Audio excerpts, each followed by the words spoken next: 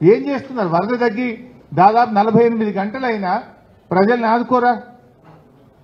అన్నం కూడా పెట్టడంలో ఫెయిల్ అయిపోయింది ఈ ప్రభుత్వం. కనీసం ఇంత భోజనం ప్యాకెట్లన్నా పంపాలి కదా. అసెంబ్లీలో మా సబితక్క లా అండ్ ఆర్డర్లో మీ ప్రభుత్వం ఫెయిల్ అయిందంటే అసెంబ్లీలో ప్రతిపక్షాల మీద దాడి, ప్రజలు ప్రశ్నిస్తే ప్రజల మీద దాడి, జర్నలిస్టులు ప్రశ్నిస్తే నీ సొంత ఊర్లో జర్నలిస్టుల మీద దాడి, రైతులు ప్రశ్నిస్తే రైతుల మీద కేసులు పెడతావు. నిన్న వరద సహాయం అందలేదని అడిగితే పోలీసుల చేత లాఠీ చార్జ్ చేస్తావు. ఇవాళ సాయం చేయడానికి ఒక ప్రధాన ప్రతిపక్ష పార్టీగా మేము ఎమ్మెల్యేలం వస్తే మా మీద కూడా దాడి చేయిస్తారా? అంటే ఏందన్నట్టు మీరు ఏం రాజ్యం నడుపుతారు? ఇదే ఆ ప్రజాపాలన. నీ ప్రజాపాలనలో ప్రజలకు మేము సాయం చేయడానికి వస్తే, ప్రజలకు మేము సహకారం ఇస్తే, ప్రజల కష్టాలు తెలుసుకునే ప్రయత్నం చేస్తే మేమేం భయపడం. తెలంగాణ ఉద్యమంలో నీ తాత జేజమ్మలతో కొట్లాడిన చరిత్ర మాది. తెలంగాణ రాష్ట్రం తెచ్చిన చరిత్ర మాది. నీలాంటి ఈ పిచ్చి చర్యలకు, పిచ్చి చేష్టలకు భయపడే ముఖ్యమంత్రి గారిని డిమాండ్ చేస్తున్నాం. అఖిల పక్షాన్ని ఢిల్లీ తీసుకుపోండి, మేము వస్తాం. ప్రధానమంత్రిని నిలదీద్దాం, పదండి. ఎందుకు మన రాష్ట్రానికి సాయం చేయరు అడుగుదాం. అఖిల పక్షాన్ని ఢిల్లీకి తీసుకుపోండి. అన్ని పార్టీల వాళ్ళు వస్తాం. బీజేపీ వాళ్ళు వస్తారా? రారా? ప్రజలు చూస్తారు వాళ్ళ సంగతి. అంటే ఇలా రాష్ట్ర కేంద్ర ప్రభుత్వాల నిర్లక్ష్యానికి ఖమ్మం, మహబూబాద్ జిల్లా ప్రజలు బలైపోయింది. ఈరోజు ఎంత వాళ్ళ కళ్ళలో నీళ్ళు వస్తున్నాయి వాళ్ళని చూస్తుంటే. ప్రతి మహిళ వాళ్ళ ఆవేదన, తడిచిపోయిన బియ్యాన్ని చూపిస్తూ ఒక్క వస్తువు కూడా లేదు. కొన్ని అయితే ఇళ్లలో నుంచి కొట్టుకొని పోయినాయట, వరదలో కొట్టుకొని పోయినాయి. అసలు సామాన్లు లేవు అన్నా, స్టీల్ బౌల్లు తప్ప ఏమీ మిగలలేదు అని ఒక మహిళ చెప్పింది. ఆ స్టీల్ సామాన్ ఒకటి కొన్ని చోట్ల మిగిలింది బురదల. ఇంకా మిగతాది ఏది పనికిరాదు. ఇక కాగితాలు పోయినాయి, డాక్యుమెంట్లు పోయినాయి, బట్టలు పోయినాయి, డబ్బులు పోయినాయి, సమస్తము కోల్పోయింది. ఆ స్టీల్ సామాన్ ఒక్కటి మిగిలిందన్నా, అంతకు మించి ఇంకేం మిగలలేదని చెప్పి పాపం ఆ మహిళలు కన్నీళ్లు పెట్టుకొని మాట్లాడడం జరుగుతూ ఉంది. ఇవాళ ఎట్లా తయారైందంటే ఈ ప్రభుత్వం చనిపోయినటువంటి వాళ్ళ విషయంలో కూడా సంఖ్యను తక్కువ చేసి చూపే ప్రయత్నం చేస్తుంటారు. ముఖ్యమంత్రి గారు 16 మంది చనిపోయినట్టున్నారు. మా దగ్గర స్పష్టంగా వివరాలు ఉన్నాయి. రాష్ట్రంలో దాదాపు 28 మంది చనిపోయిన వివరాలు ఇప్పుడు మా దగ్గర ఉన్నాయి, పేర్లతో సహా ఉన్నాయి. ఖమ్మం జిల్లాలో 9 మంది, యాకూబ్, సైదాబి, సాంబశివరావు, పద్మావతి, అశ్విని, మోతీలాల్, రాము, ఆదమ్మ, నీలమయ్య. సూర్యాపేటలో నాగం రవి, ఎర్రమల్ల వెంకటేశ్వర్లు, మహబాద్లో నర్సయ్య, శ్రావణి, నాగభూషణం, ములుగులో మహేష్, మల్లికార్జున్, ఆదిలాబాద్లో భోజారాం, నారాయణపేటలో హనుమమ్మ, అంజిలమ్మ, నాగర్ కర్నూల్లో గుర్తు తెలియని వ్యక్తి, తాడూరు మండలం చెర్ల తిరుమలాపూర్ గ్రామంలో డెడ్ బాడీ దొరికింది. అదేవిధంగా వనపర్తిలో వడ్డే చంద్రయ్య, పెద్దపల్లిలో పవన్, గోస్కుల కుమార్, కామారెడ్డిలో శివరాములు, సిద్దిపేటలో లక్ష్మణ్, కనకారెడ్డి, రంగారెడ్డిలో శేఖర్, మన్సూర్. 28 మంది పేర్లు మేము చెప్తా ఉన్నాం. టేకులపల్లిలో కూడా ఇంకో 2 చనిపోయారు. ఈ 2 కలిపితే 30 అవుతుంది. అంటే ప్రభుత్వం ఇప్పటివరకు 16 అని చెప్తున్నారు. మరణాల సంఖ్యను తక్కువ చేసి చూపడం. ఇవాళ భక్తరామదాస్ ప్రాజెక్టు మొత్తం నీళ్లలో మునిగిపోయింది. పాలమూరు ఎత్తిపోతల పథకం పంప్ హౌజులు మునిగిపోయినాయి. సాగర్ కెనాల్ ఇందాక ఉదయమే జగదీశ్వర్ రెడ్డి గారు నేను చూశాము, సబితక్క కూడా ఉన్నారు, వివేక్ కూడా ఉన్నారు.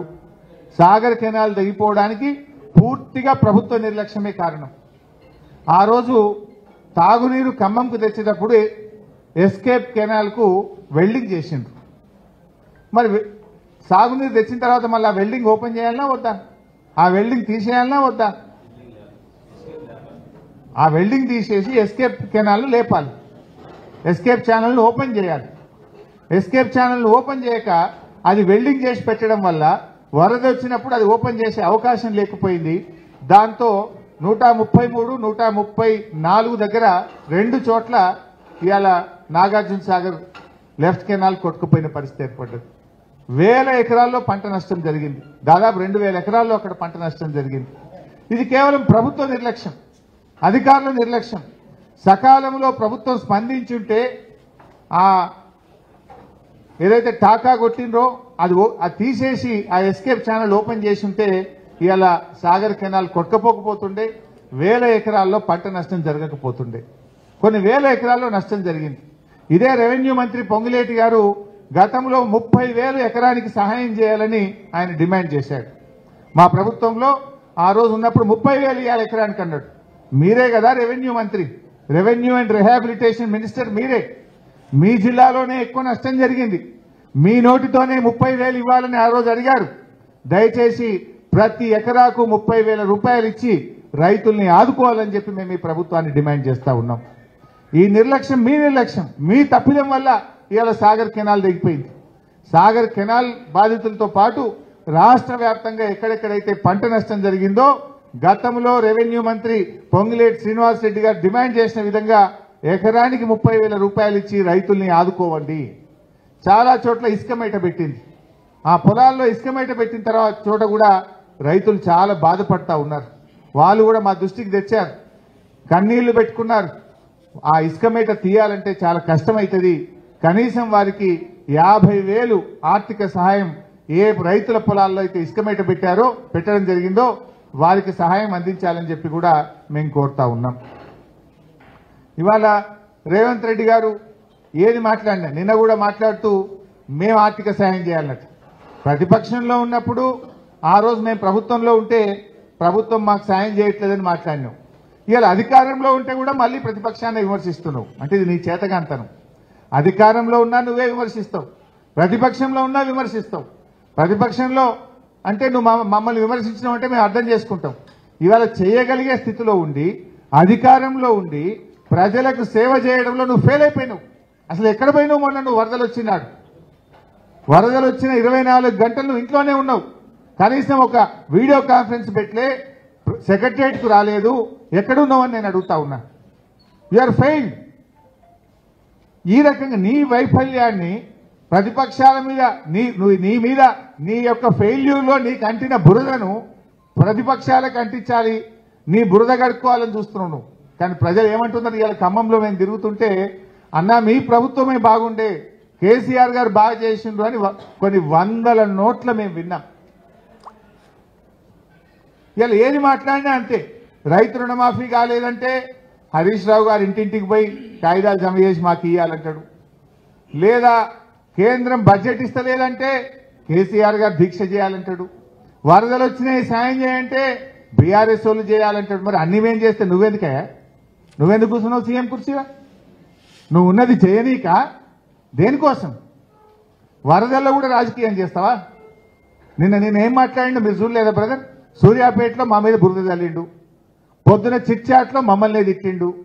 నిన్న వీళ్ళు కలెక్టరేట్లో మీటింగ్ పెట్టి రివ్యూ చేసిండ్రా బైసాబ్? మీరే ఉన్నారు కదా. 6 ఉపన్యాసం కొట్టిరు. బయటకెళ్ళి వచ్చిన వాళ్ళు 2 జిల్లా మంత్రులు, 3 ముఖ్యమంత్రి, 6 ఉపన్యాసం కొట్టిరు తప్ప జిల్లాలో పంట నష్టం ఎంత జరిగింది, ప్రాణ నష్టం ఎంత జరిగింది, ఆస్తి నష్టం ఎంత జరిగింది, రీహాబిలిటేషన్ క్యాంపులో ఎంతమందిని పెట్టినారు, ఎంతమందికి అన్నం పెడుతున్నారు, కరెంటు పునరుద్ధరణ ఎప్పుడు జరుగుతుంది, ఏం చేద్దాము అనే ఒక ప్రణాళిక గురించి మాట్లాడిందా? కలెక్టరేట్ రివ్యూలో మీరే ఉన్నారు కదా. 6 ఉపన్యాసం కొట్టిండ్రు, గంటన్నర సేపు ఉపన్యాసం కొట్టింది తప్ప రివ్యూ తక్కువ, ఉపన్యాసం ఎక్కువ. ఆ ఉపన్యాసం ఏంటి? ప్రతిపక్షాలు దిట్టుడు, మా మీద బురద జల్లుడు. అంతకు మించి అసలు మీరు చేయాల్సిన పని ఏంది? Where is the seriousness? 3 మంత్రులు ఫెయిల్ అయిందని ముఖ్యమంత్రి బయలుదేరిండు. మనం చూడలేదా నిన్న? మంత్రుల మీద ప్రజలు తిరగబడ్డారు, తీవ్రమైన ఆవేశాలు వ్యక్తం చేశారు. సరి చేసుకోండి, ప్రజలకు సేవ చేయండి, ప్రజలకు ఇచ్చిన మాట నిలబెట్టుకోండి.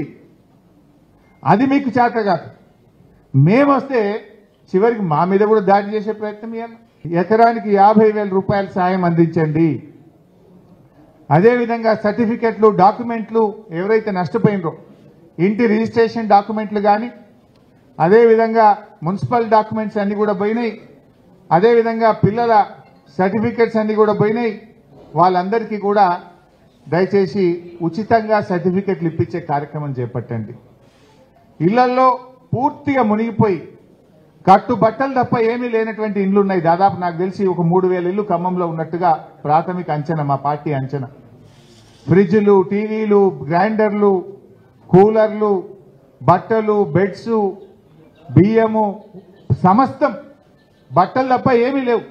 ప్రతి ఇల్లు 4-5 లక్షల నుంచి 10 లక్షలు నష్టపోయింది. వారికి ఇంటికి 2 లక్షల రూపాయల ఆర్థిక సహాయం అందించి ఆ కుటుంబాలను ఆదుకోవాలి, కాపాడాలని చెప్పి బీఆర్ఎస్ పార్టీ డిమాండ్ చేస్తుంది. కేసీఆర్ గారి హయాంలో గతంలో వరదలు వస్తే మా అజయ్ గారు, వీరయ్య గారు, ఉపేందర్ రెడ్డి గారు వీళ్ళందరూ ఆ రోజు రిటైనింగ్ వాల్ కట్టి దీనికి ఒక శాశ్వత పరిష్కారం కావాలని చెప్పి కోరారు. ఆ రోజు కేసీఆర్ గారు 650 కోట్లతోని 2 వైపులా 8.5 కిలోమీటర్ల రిటైనింగ్ వాల్ను శాంక్షన్ చేశారు. ఆ పనులు నత్తనడక నడుస్తున్నాయి. ఆ పనులను యుద్ధ ప్రాతిపదికన పూర్తి చేయాలి. ఖమ్మంను శాశ్వతంగా ఈ వరద నుంచి దూరం చేసే విధంగా ఆ రోజు కేసీఆర్ గారు మంజూరు చేసిన పనులను త్వరితగతిన పూర్తి చేయాలని చెప్పి కూడా మేము బీఆర్ఎస్ పార్టీ తరఫున డిమాండ్ చేస్తా ఉన్నాం. ఒకటేమో మొన్న ప్రభుత్వం ఫెయిల్ అయిపోయిన ఒక 7 వ్యక్తులు 9 ప్రాణాలు కాపాడినారు. ముఖ్యంగా వారిని అభినందించకుండా ఉండలేకపోతున్నాం. బీఆర్ఎస్ పార్టీ తరఫున ముఖ్యంగా గ్రామ పెద్ద తిరుపతిరావు గారు, మరొక పెద్ద వెంకటనారాయణ గారు, JCB owner Venkatramulu, Upender, Jawahar Lal, Subhash, Nagesh, Subhan, JCB driver Subhan, Nageswararao, ఈ 7 అత్యంత సాహసోపేతంగా మరి ఆ రోజు రాత్రి ప్రజల ప్రాణాలు కాపాడారు. వారికి హృదయపూర్వకంగా బీఆర్ఎస్ పార్టీ అభినందనలు తెలియజేస్తా ఉంది. వాళ్ళు ఇక్కడ ఉన్నారు, వాళ్ళకి సన్మానం కూడా చేస్తాం. ఎందుకంటే ప్రభుత్వం ఫెయిల్ అయింది. ఉదయం నుంచి సాయంత్రం దాకా అదిగో ఇదిగో హెలికాప్టర్ వస్తుందని చెప్పి హెలికాప్టర్ పంపలేకపోయినారు. చివరికి దేవుడే కాపాడాలని చేతులు ఎత్తేసినారు. కానీ అక్కడ ఈ 7 వ్యక్తులు ధైర్యం చేసి ఆ జేసీబీని పెట్టి ఆ జేసీబీ ఓనరు, డ్రైవరు, గ్రామ పెద్దలు తాడు సహాయంతో, జేసీబీ సహాయంతో వారిని కాపాడారు. వారి ప్రభుత్వం ఫెయిల్ అయినా ఇవాళ వాళ్ళు ఒక బాధ్యతాయుతంగా కాపాడినందుకు వారిని మనస్ఫూర్తిగా అభినందిస్తా ఉన్నాం.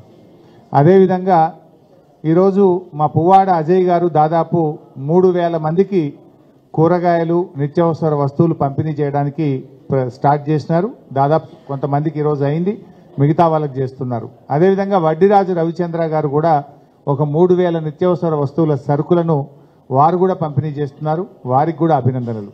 అదేవిధంగా ఉపేందర్ రెడ్డి మాజీ శాసనసభ్యులు కూడా పెద్ద ఎత్తున పాలేరు నియోజకవర్గంలో నిత్యావసర వస్తువులు పంపుతున్నారు.